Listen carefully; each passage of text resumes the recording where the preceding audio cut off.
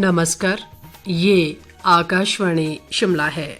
अब आप राजकुमारी चंदेल से प्रादेशिक समाचार सुनिए। आज के मुख्य समाचार। प्रधानमंत्री नरेंद्र मोदी कल 35 पीएसए ऑक्सीजन संयंत्र राष्ट्र को करेंगे समर्पित।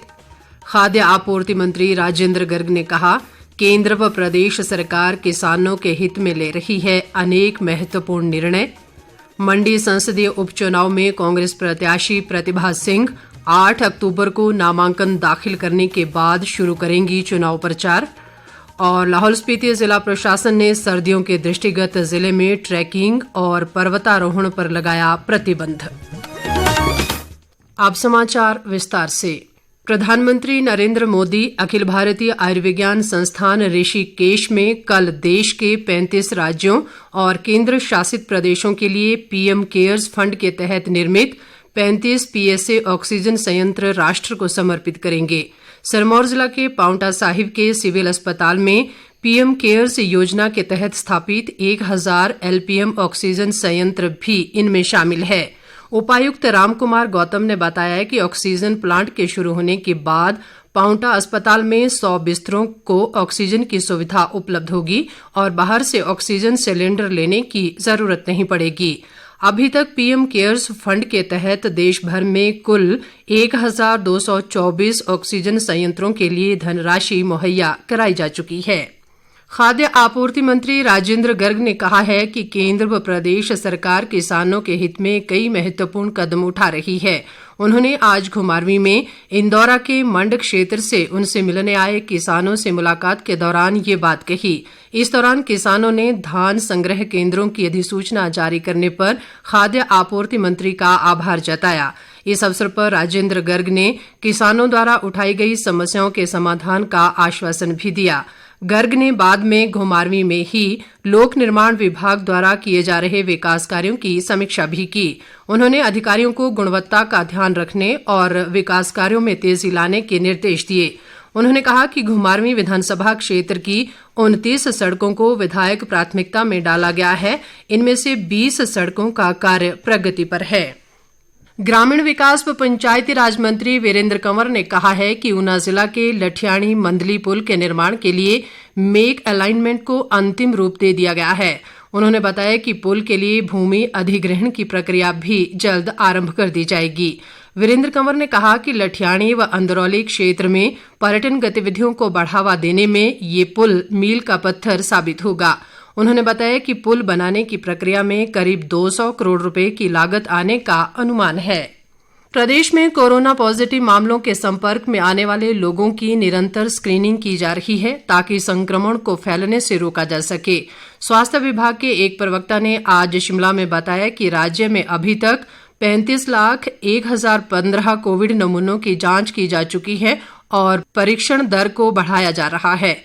प्रवक्ता ने बताया कि हमीरपुर, मंडी और कांगड़ा जिलों में पिछले 10 दिनों में कोविड-19 के मामले समूह में पाए गए हैं। इनमें सभी मरीज लक्षण रहित हैं और किसी भी मरीज को अस्पताल में भर्ती नहीं किया गया है। प्रवक्ता ने लोगों से कोविड-19 का दूसरा टीका लगवाने की समय अवधि पूरे होने पर कोविड वैक्सीन लगाने का आग्रह किया है। प्रदेश भाजपा प्रभारी अविनाश राय खन्ना ने आज दिल्ली में पार्टी के राष्ट्रीय अध्यक्ष जगत प्रकाश नड्डा से मुलाकात की। खन्ना ने इस मौके पर नड्डा को अपनी पुस्तक सामाजिक चिंतन भेंट की। दोनों नेताओं ने प्रदेश की वर्तमान राजनीतिक परिस्थितियों और अन्य विषयों पर भी चर्चा की। केंद्रीय स्वास्थ्य मंत्रालय में क्षय रोग कार्यक्रम के महानिदेशक डॉक्टर सुदर्शन मंडल के नेतृत्व में आज एक दल ने लाहौल स्पीति का दौरा किया। 10 सदस्यीय इस दल ने जिले में संचालित विभिन्न गतिविधियों का आकलन कर स्वास्थ्य संस्थानों का निरीक्षण भी किया। इस दौरान केंद्रीय दल ने क्षय रोग का इलाज करवा रहे रोगियों के अलावा आशा कार्यकर्ताओं से भी फीडबैक ली। डॉक्टर सुदर्शन मंडल ने इस मौके पर कहा कि केंद्र सरकार ने वर्ष 2025 तक देश को क्षय रोग मुक्त कराने का लक्ष्य रखा है।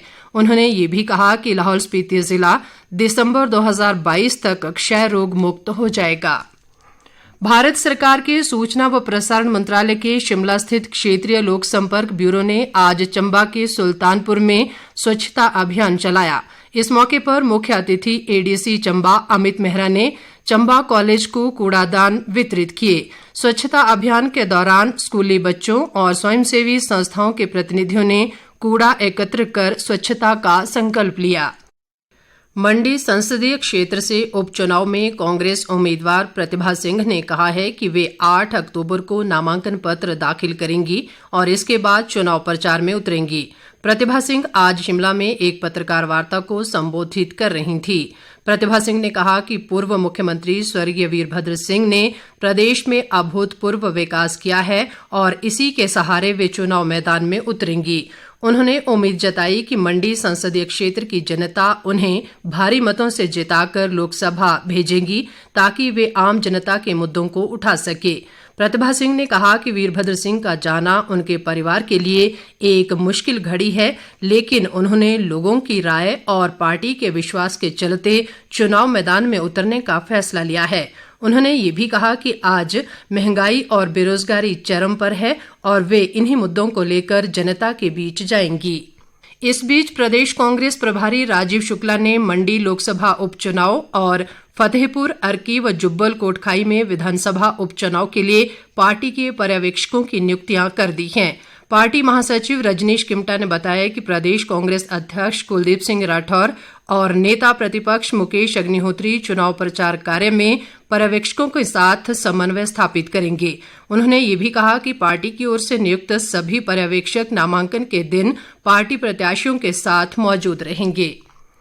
मुख्य निर्वाचन अधिकारी सीपाल रासू ने आज जुब्बल कोटखाई विधानसभा क्षेत्र का दौरा कर उपचुनावों की तैयारियों की समीक्षा की। सीपाल रासू ने इस मौके पर जिला निर्वाचन अधिकारी शिमला आदित्य नेगी को इस विधानसभा क्षेत्र के सभी 136 मतदान केंद्रों पर मूलभूत सुविधाएं उपलब्ध कराने के निर्देश दिए।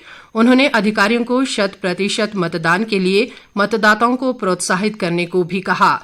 मुख्य निर्वाचन अधिकारी ने अंतर्राज्यीय कुड्डू बैरियर का निरीक्षण भी किया।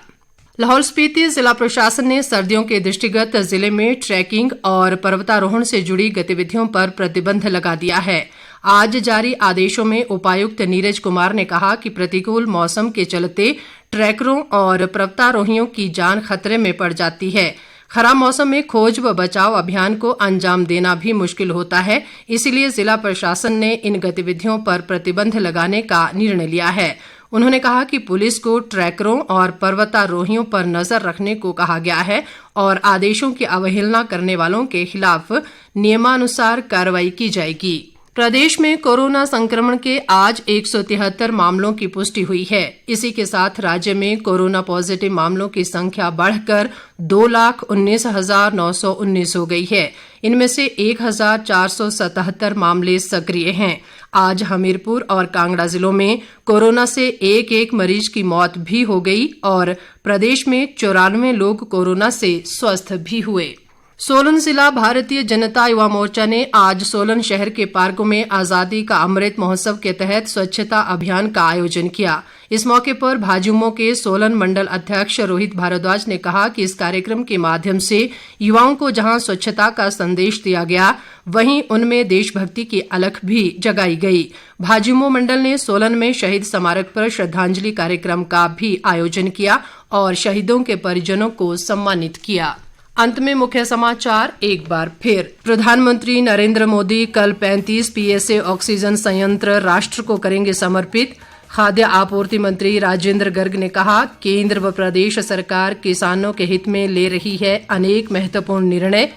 मंडी संसदीय उपचुनाव में कांग्रेस प्रत्याशी प्रतिभा सिंह 8 अक्टूबर को नामांकन दाखिल करने के बाद शुरू करेंगी चुनाव प्रचार।